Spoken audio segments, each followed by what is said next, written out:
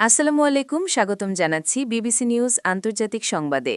শুরুতেই সংবাদ শিরোনাম, এরপর বিস্তারিত।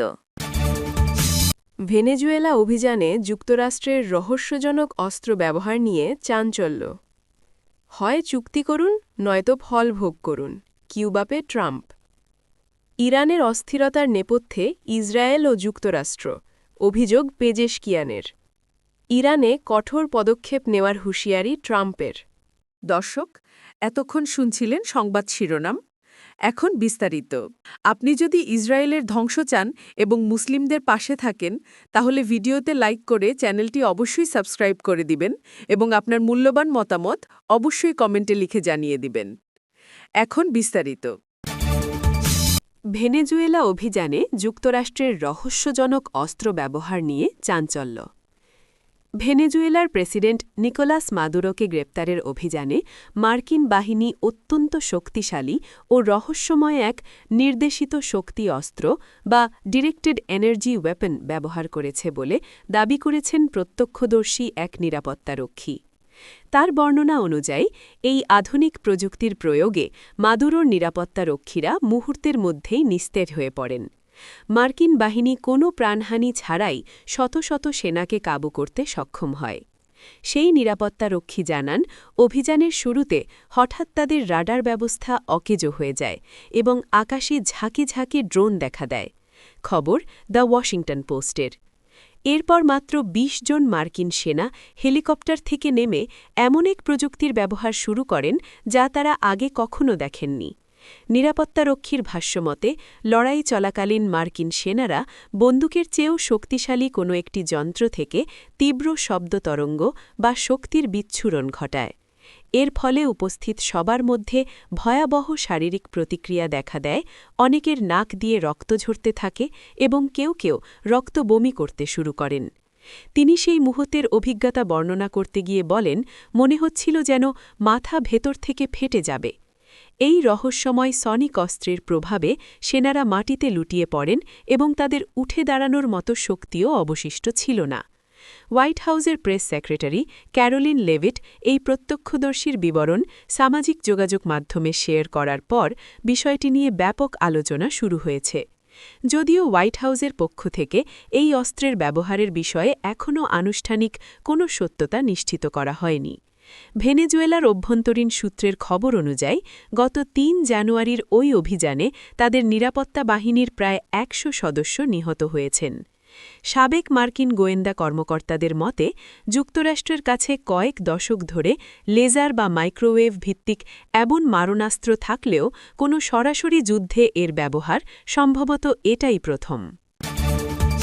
হয় চুক্তি করুন, নয়তো ফল ভোগ করুন, কিউবাকে ট্রাম্প। মার্কিন প্রেসিডেন্ট ডোনাল্ড ট্রাম্প কিউবার ওপর অর্থনৈতিক চাপ আরও বাড়িয়ে ঘোষণা করেছেন, ভেনেজুয়েলা থেকে আর কোনো তেল বা অর্থ কিউবায় যাবে না। তিনি সমাজতান্ত্রিক শাসিত এই দ্বীপ রাষ্ট্রটিকে সতর্ক করে দিয়ে দ্রুত ওয়াশিংটনের সঙ্গে একটি সমঝোতায় আসার আহ্বান জানিয়েছেন।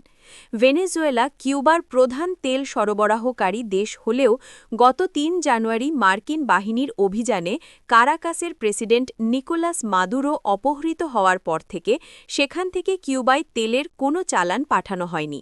রোববার ১১ জানুয়ারি নিজের সামাজিক যোগাযোগ মাধ্যম ট্রুথ সোশ্যালে দেওয়া এক পোস্টে ট্রাম্প কঠোর ভাষায় লিখেছেন, কিউবার জন্য ভেনেজুয়েলার তেল ও অর্থের যোগান এখন থেকে সম্পূর্ণ বন্ধ।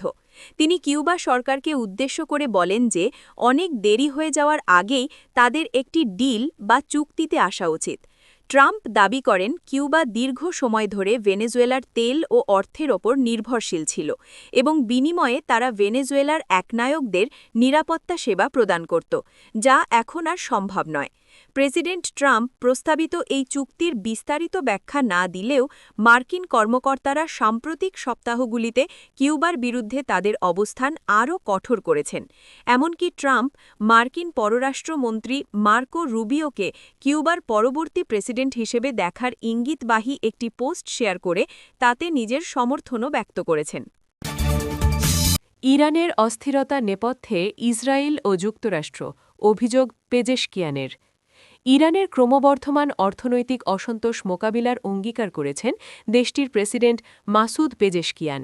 একই সঙ্গে তিনি দাঙ্গাবাজ ও সন্ত্রাসী কর্মকাণ্ড যেন পরিস্থিতিকে সহিংস করে না তোলে সে ব্যাপারে জনগণকে সতর্ক থাকার আহ্বানও জানিয়েছেন।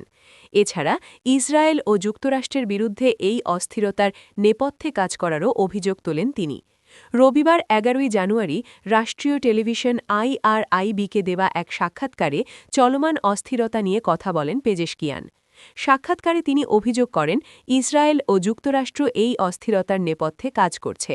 তার ভাষায়, যারা জুনে ইসরায়েলের ১২ দিনের যুদ্ধে এই দেশকে আঘাত করেছিল তারাই এখন অর্থনৈতিক ইস্যুকে সামনে রেখে এই অস্থিরতা উস্কে দিচ্ছে। তিনি আরও বলেন, তারা দেশের ভেতরে ও বাইরে কিছু মানুষকে প্রশিক্ষণ দিয়েছে, বাইরে থেকে কিছু সন্ত্রাসীকেও এনে জড়ো করেছে। এসব লোক রাস্ত শহরের একটি বাজারে হামলা চালিয়েছে এবং মসজিদে আগুন দিয়েছে বলেও দাবি করেন তিনি। ইরানে কঠোর পদক্ষেপ নেওয়ার হুঁশিয়ারি ট্রাম্পের। ইরানের বিরুদ্ধে সামরিক পদক্ষেপ নেওয়ার কথা ভাবছেন মার্কিন প্রেসিডেন্ট ডোনাল্ড ট্রাম্প। রোববার ১১ই জানুয়ারি সাংবাদিকদের সঙ্গে কথা বলার সময় এই হুঁশিয়ারি দেন তিনি। এরই মধ্যে ইরানে সরকার বিরোধী ব্যাপক বিক্ষোভে নিহত বেড়ে ৫৩৮ জনে পৌঁছেছে বলে জানিয়েছে যুক্তরাষ্ট্র-ভিত্তিক মানবাধিকার সংস্থা human rights activists news agency HRANA। এত বেশি বিক্ষোভকারী নিহত হওয়া প্রসঙ্গে ট্রাম্পকে প্রশ্ন করেন সাংবাদিকেরা। ইরান সীমা লঙ্ঘন করেছে কিনা জানতে চান। জবাবে এয়ারফোর্স ওয়ানে থাকা ট্রাম্প বলেন, দেখে মনে হচ্ছে তারা, অর্থাৎ ইরান, সেটা শুরু করেছে। ট্রাম্প আরও বলেন, আমরা বিষয়টি অত্যন্ত গুরুত্ব দিয়ে দেখছি, সামরিক বাহিনীও নজর রাখছে। আমরা খুব কঠিন কয়েকটি বিকল্প বিবেচনায় রাখছি, আমরা একটি সিদ্ধান্ত নেব। এদিকে ইরানের ভূখণ্ডে যুক্তরাষ্ট্র হামলা চালালে পাল্টা আঘাত হানার হুঁশিয়ারি দিয়েছে তেহরান। ইরান রোববার যুক্তরাষ্ট্রকে ভুল হিসাব নিকাশ না করার পরামর্শ দিয়ে বলেছে, ওয়াশিংটনের হামলার জবাবে ইসরায়েল ও মধ্যপ্রাচ্যে থাকা মার্কিন সামরিক ঘাঁটিগুলোতে পাল্টা হামলা চালানো হবে। আইনশৃঙ্খলা বাহিনীর সদস্যদের সঙ্গে বিক্ষোভকারীদের সংঘর্ষে ইরানে নিহতের সংখ্যা বাড়ছে। যুক্তরাষ্ট্র-ভিত্তিক মানবাধিকার সংস্থা HRANA এর বরাত দিয়ে বার্তা সংস্থা রয়টার্স জানিয়েছে, বিক্ষোভকে কেন্দ্র করে নিহতের সংখ্যা বেড়ে ৫৩৮ জনে দাঁড়িয়েছে। নিহত ব্যক্তিদের বেশিরভাগই বিক্ষোভকারী। তবে রয়টার্স নিহতের সংখ্যা যাচাই করতে পারেনি। ইরান সরকারিভাবে হতাহতের কোনো তথ্য প্রকাশ করেনি। গত বৃহস্পতিবার থেকে ইরানে ইন্টারনেট বন্ধ রয়েছে।